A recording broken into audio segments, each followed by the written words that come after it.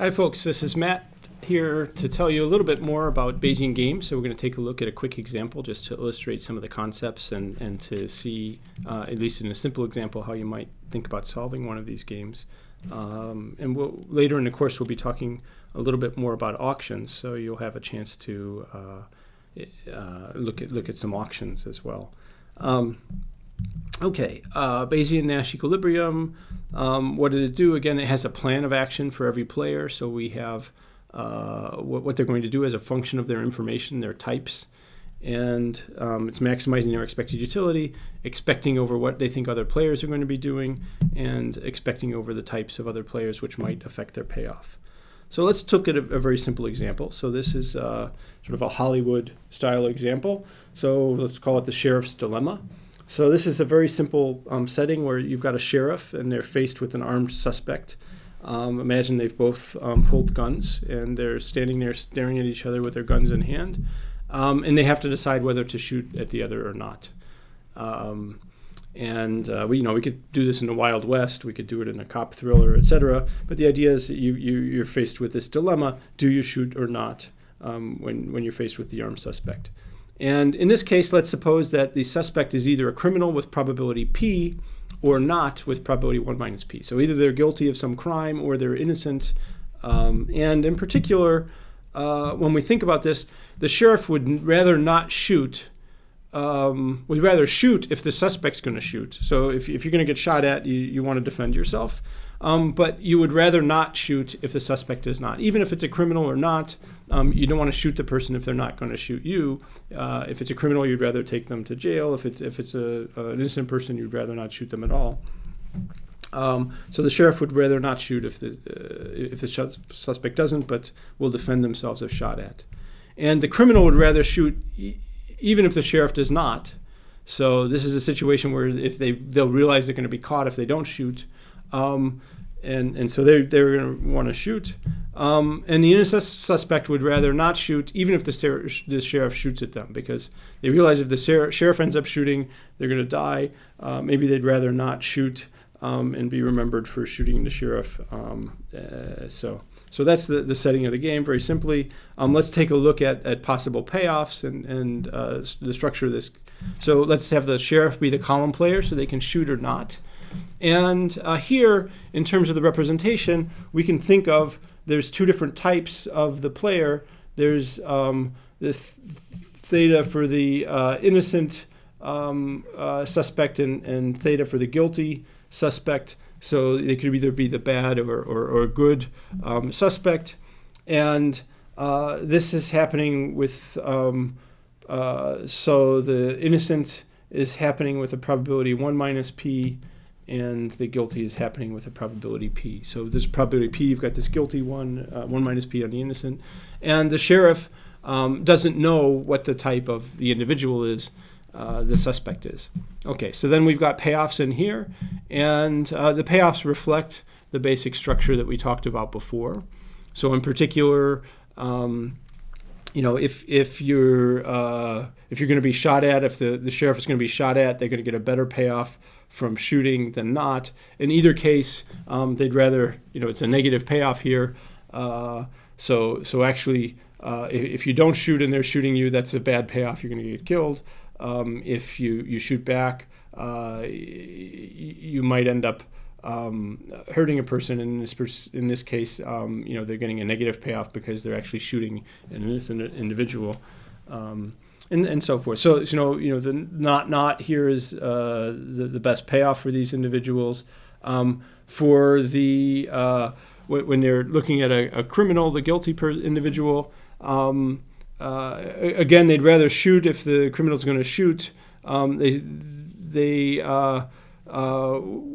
the case where the criminal does not, they would get a payoff of 1 from actually capturing the criminal and taking them away and so forth. So we've got payoffs that we can look at, and you can study this in a little more detail. And then the question is, what's actually going to happen in terms of the play of this game? Okay.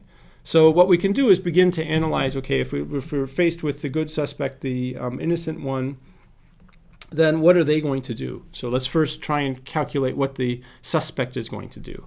And what we see here is that the suspect in this particular situation, conditional, once they see their type of being good, then they should end up, here they get a payoff of -1 if they shoot, 0 if they don't. So they'd rather not shoot. Here they get a -3 if they shoot, a -2 if they don't. So we end up with a strictly dominant strategy of not shooting if you're good. So essentially what that tells us is that if we're looking at for a Bayesian equilibrium, the good player, regardless of what they think the sheriff should do, should not shoot, right? So we can cross this out and say that the only possible strategy for a good player is that they're not going to shoot. Okay, now we go to the bad player, and we do a similar kind of calculation, and basically the criminal is going to shoot in this case, right? So we look at the 0 versus -2, 2 versus 1. That's shoot strictly dominates not for the bad player once they know their type. So that tells us that in terms of either an interim plan, or even if we go back ex ante and try and figure out what these players should do, basically the good one should not shoot and the bad one should shoot. And so now we've got a probability P down here, 1 minus P here, and we want to ask what's the sheriff's best reply. Okay, well, basically what happens if they shoot, what are they going to get? They get 0 down here. The sheriff gets a -1 up here, so they're getting -1 times 1 minus P if they shoot. If they don't shoot, what do they get?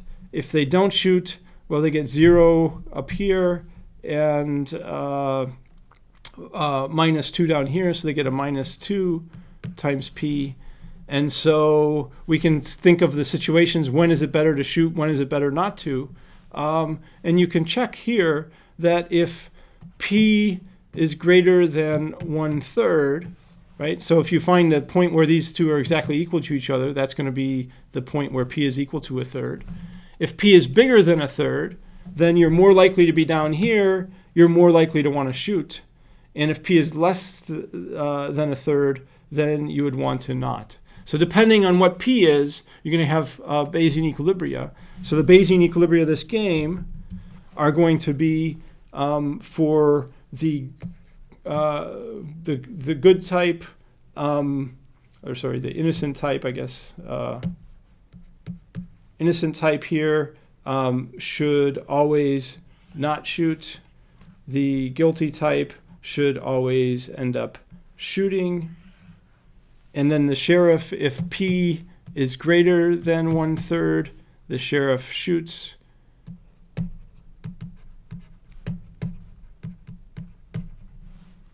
P is less than 1/3, they do not.